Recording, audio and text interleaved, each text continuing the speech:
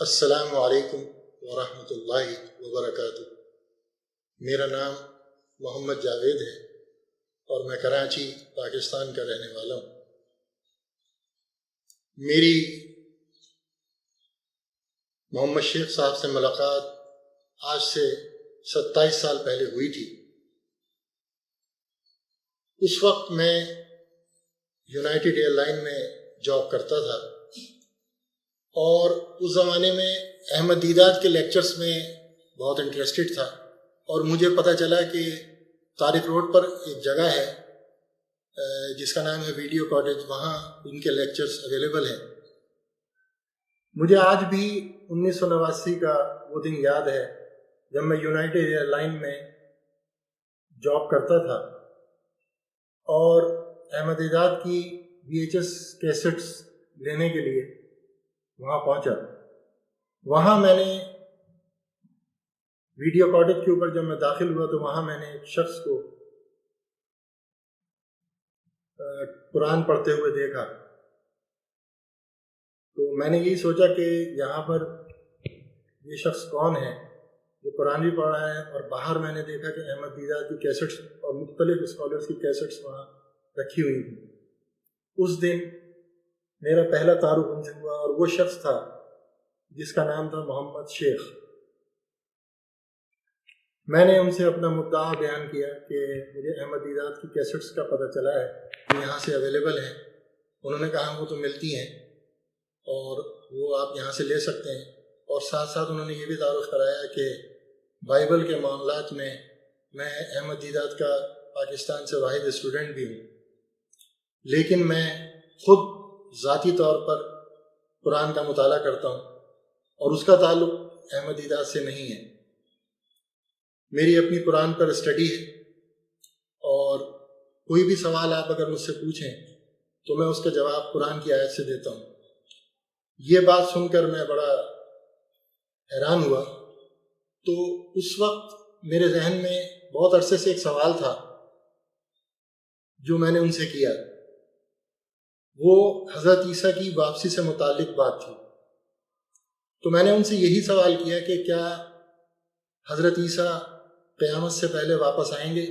قرآن اس کے بارے میں کیا کہتا ہے؟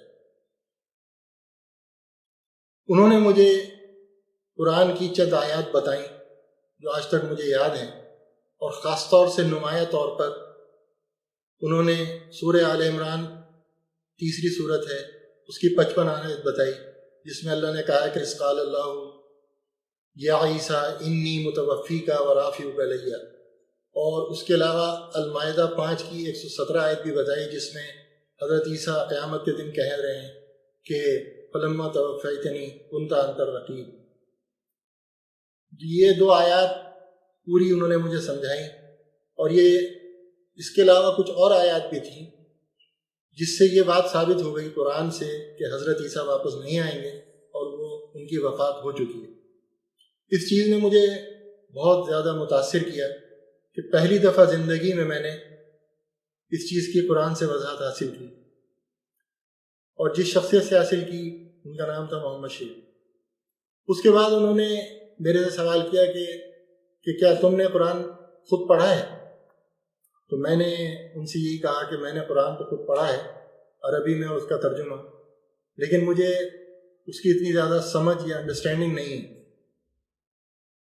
اس کے بعد مجھے اب تک یاد ہے کہ انہوں نے سورہ بقرہ کی آیت نمبر 8 مجھے دکھائی، اور جس میں اللہ کہتا ہے وَمِنَ النَّاسِ مَن يَقُولُ آمَنَّا بِاللَّهِ وَالْيَوْمِ الْآخِرِ وَمَا هُم بِمُؤْمِنِينَ، یعنی جو لوگ یہ کہتے ہیں کہ اللہ پر اور آخرت پر ایمان لاتے ہیں اور وہ ایمان والے نہیں ہیں، تو شیخ صاحب نے مجھ سے فی البدیہہ اس آیت کی بنیاد پر سوال کیا کہ یہ آج اس آیت کے مطابق کون ایسے لوگ ہیں جو یہ کہتے ہیں کہ وہ اللہ اور آخرت پہ ایمان رکھتے ہیں اور وہ ایمان والے نہیں ہیں؟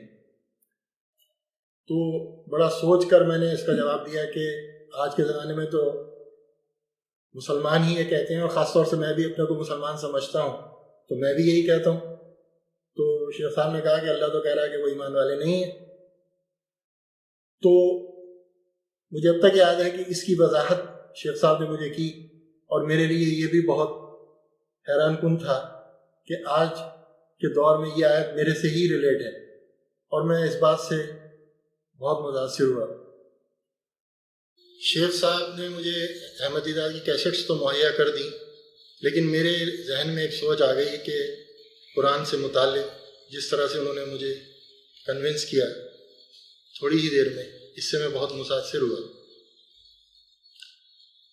اس کے بعد میری شیخ صاحب سے 4-5 ملاقاتیں وقتاً فوقتاً ہوئیں، جس میں میں نے ان کے ڈسکشن سنے۔ کچھ عرصے بعد میری ایئر لائن سے جاب ختم ہو گئی، اور میں ایک دن ملنے شیخ صاحب سے گیا، تو میں نے ان کو اپنا بتایا کہ میں آج کل بے روزگار ہوں۔ تو انہوں نے مجھے اس وقت انٹرنیشنل اسلامک پروپیگیشن سینٹر، جس کے وہ بانی ہیں، مجھے جاب آفر کی۔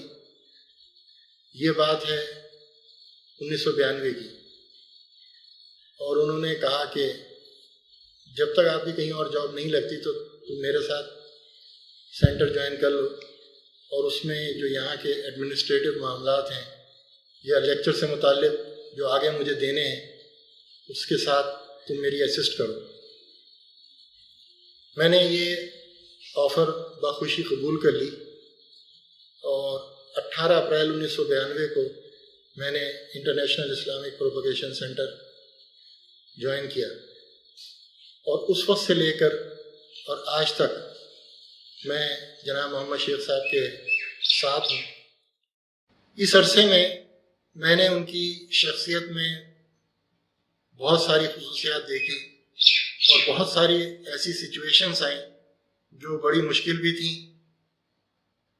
اور اس میں نے ان کو قرآن کی آیات کے مطابق عمل کرتے ہوئے پایا۔ ویسے تو اگر میں محمد شیخ صاحب کے بارے میں اور ان کی شخصیت کے بارے میں کچھ کہوں تو یہ الفاظ تو بہت محدود ہیں، یعنی یہ بالکل ایسا ہی ہے کہ جیسے سمندر کو ایک کوزے میں بند کر دینا۔